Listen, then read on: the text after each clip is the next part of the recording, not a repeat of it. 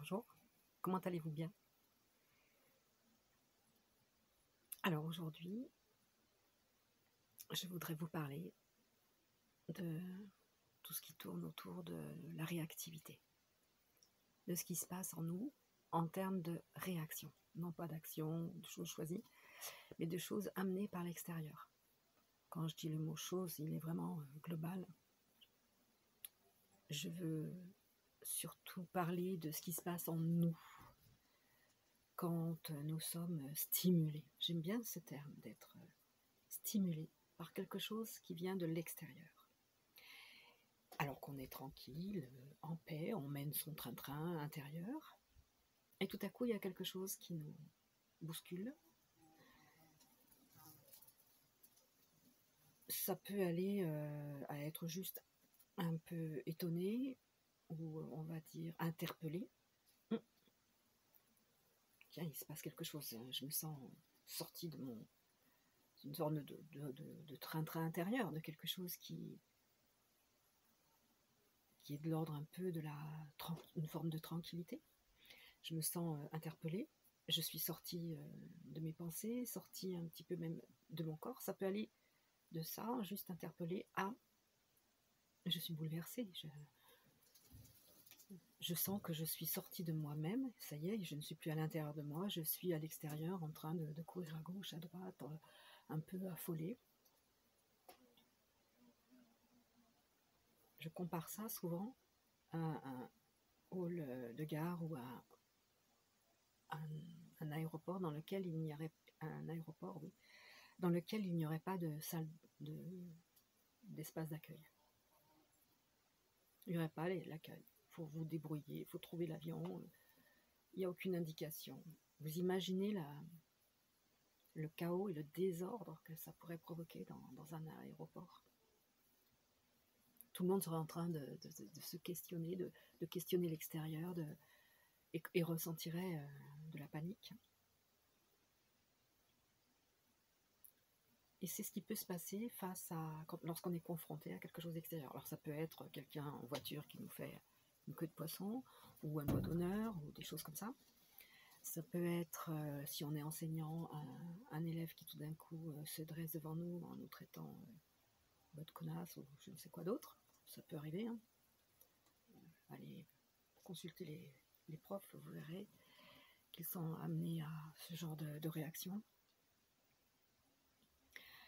Donc que fait-on face à ce genre de choses? Mais ça peut aussi être dans la nuit en dormant, tout d'un coup un chien, moi j'habite à la campagne, il y a un chenil, et voilà, ça peut vous pouvez être réveillé en pleine nuit avec des chiens qui hurlent à la mort. Que faire dans ces cas-là? Alors je voulais vous en parler parce que moi j'ai trouvé une technique. Je ne l'ai pas trouvée toute seule, bien entendu, comme tout ce que je partage. C'est à la suite d'un grand nombre d'enseignements que j'ai suivis, reçus, mis du temps à comprendre et à intégrer. Et j'en ai fait une forme d'autodiscipline, de discipline intérieure. Et quand ça marche bien, sur moi, j'ai vraiment qu'une envie, c'est partager ça avec le plus grand nombre. Alors par exemple, pour les chiens qui aboient la nuit, je devenais comme un peu, pas comme folle, mais un peu. J'avais aussi, comme toujours à la campagne, une petite souris dans le toit de la maison. Une petite souris ou un rat.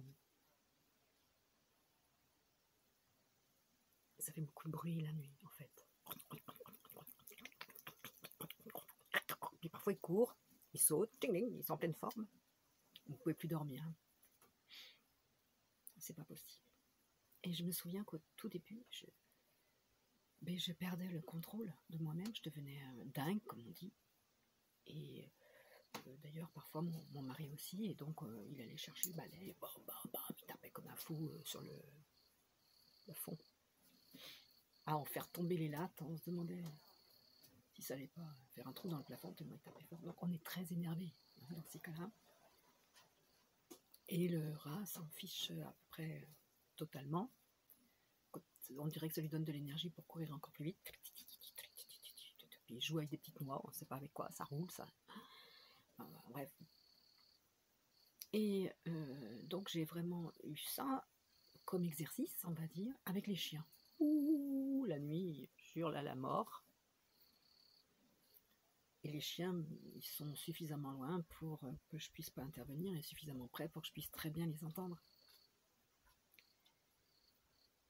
Et je ne savais vraiment plus comment réagir face à ce genre de stimulation. J'étais vraiment très stimulée, c'est-à-dire très énervée. Jusqu'à ce que je mette en place cette petite pratique que j'appelle le « qu'est-ce que ça me fait ?» Qu'est-ce que ça me fait? Alors on a vite envie de répondre, ça m'énerve. Oui. Et qu'est-ce que ça me fait dans mon corps? Ça me fait serrer les dents. Ça me fait une irritation là. Là, je sens que ça se serre là. Puis il y a de la colère dans mon ventre. Ça, je le sens parce que ça, c'est comme si c'était un feu qui s'était mis en route dans mon ventre. Ça, ouais. De quoi est-ce que j'ai peur? J'ai peur de ne pas pouvoir dormir. J'ai peur de ne pas pouvoir me reposer. J'ai peur de me mettre à détester ces chiens et à vouloir être en colère contre leur propriétaire. J'ai peur de me dire que la vie à la campagne, je crois que c'était merveilleux, mais c'est pas merveilleux du tout. J'ai peur de devoir remettre en cause des tas de choses dans mon mode de vie. J'ai peur de plus être heureuse, de plus ressentir la paix, la tranquillité. De quoi j'aurais besoin là maintenant? J'aurais besoin de revenir au centre, de me sentir calme, de plus sentir cette colère. En pleine nuit, en plus, je ne sais pas quoi en faire. J'aurais besoin de paix, de tranquillité. Et la question suivante, c'est comment est-ce que je peux m'aider? Comment est-ce que je peux m'aider? Maintenant que j'ai identifié que ce dont j'ai besoin, c'est de paix, de tranquillité, c'est de tenter, même si je n'y arrive pas, de me donner à moi-même cette paix et cette tranquillité dont j'aurais besoin là, maintenant. Et là, je mets du coup en place une petite phrase qui dit et si je me donnais cette paix, cette tranquillité, comment faire pour me donner cette paix, cette tranquillité dont j'aurais besoin là, maintenant? Le chien continue d'aboyer, hein. Mais du coup, là, je ne suis plus sur le chien, en train d'amplifier ce son. Maintenant, toute mon attention est tournée vers ce que ça me fait, vers ce qui se passe en moi. Donc, ils sont passés, les aboiements sont passés au deuxième plan. Et bien souvent, d'ailleurs, le chien a fini d'aboyer quand j'ai terminé ce retour vers moi.